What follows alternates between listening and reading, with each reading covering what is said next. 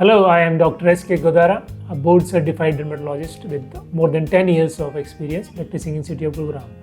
And today I will be talking about one of the most concerning and asked about topics, hair loss.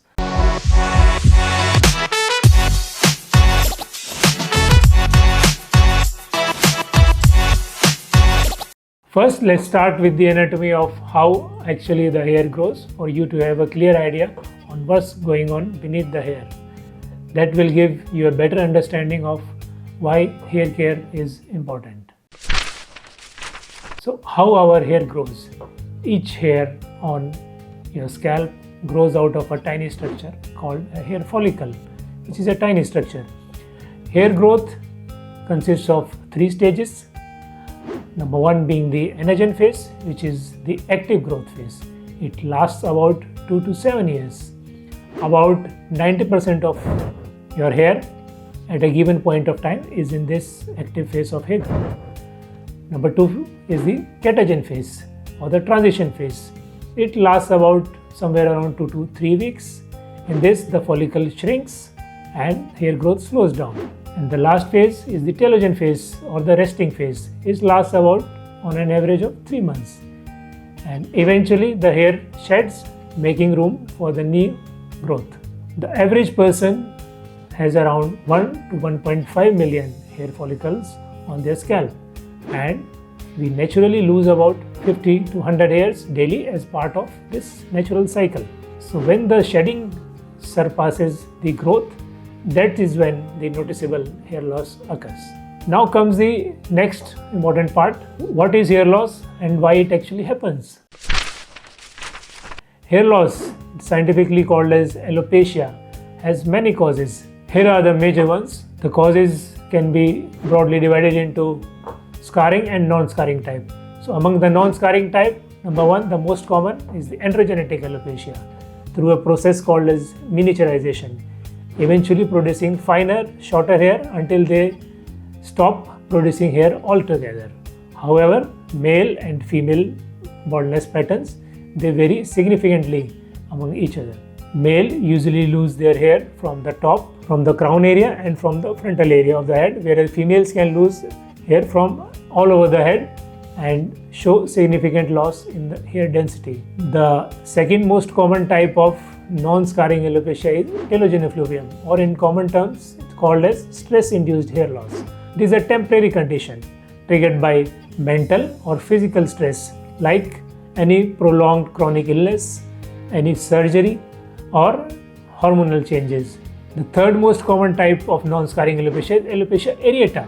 It is an autoimmune disorder where the body attacks its own hair follicles, leading to a patchy hair loss. And other common causes of non-scarring alopecia are the nutritional deficiencies, lack of essential nutrients like iron, zinc, vitamin D and biotin.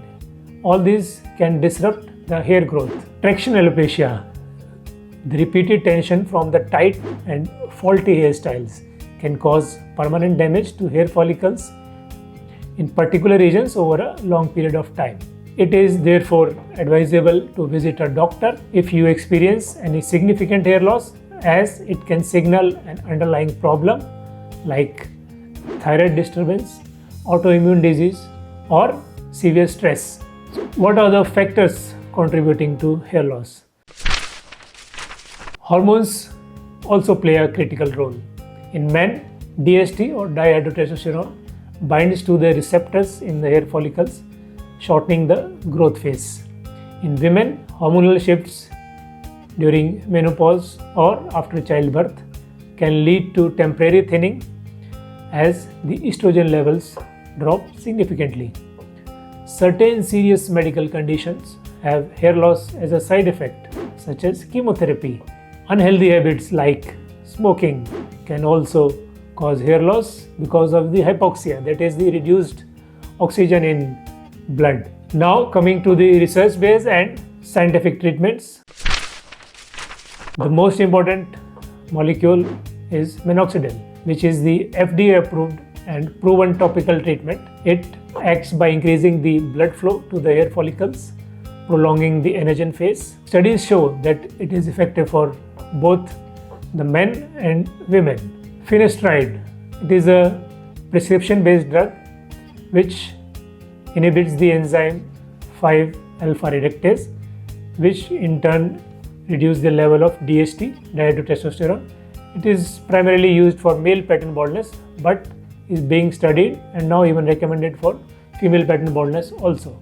Some additional treatments like PRP, platelet-rich plasma therapy. Emerging research has clearly shown that injecting the concentrated platelets into the scalp can stimulate hair growth by boosting cell repair and increasing the blood supply. So PRP therapy can be combined with microneedling, which is also called as induced scar treatment. It induces stem cell production in hair follicles that may help regrow hair and has given successful results in different patterns of baldness, including alopecia areata. Hair transplant. Hair transplant are mainly of two types, FUT and FUE. FUE is the one which we use commonly and they are very high success rates. Low level laser therapy or LLLT. It is a US FDA approved treatment and is believed to yield 100% results. So the prevention starts with a healthy lifestyle. Healthy lifestyle, it includes your diet, your dietary habits, a diet rich in proteins, iron, zinc, vitamins, antioxidants like D, E, C. Studies have shown that omega-3 fatty acids can reduce the inflammation around hair follicles. Supplements like zinc, biotin, vitamin D, E, B complex, they help in getting the hair in better shape. So protecting your scalp from UV damage is also important because prolonged sun exposure can weaken your hair and damage the hair follicles in long run. Avoiding frequent use of heat tools like hair curlers or straighteners, even overuse of normal hair dryers and various chemical treatments, it leads to a breakdown of hair shaft by causing damage in the hair cuticle. Also try to incorporate a healthy routine of exercising and yoga to banish the mental stress and keeping you fit. So hair loss is a complex topic, but science gives us incredible insights and solutions. Whether it's genetics, lifestyle or medical conditions, understanding the root cause is the key. If you feel that your condition is serious, there is no harm in visiting a board certified dermatologist and take proper guidance from them. If you learned something new today, hit that like button, subscribe for more science-backed content and let us know in the comments below what hair loss topic you want us to cover next. See you in the next video.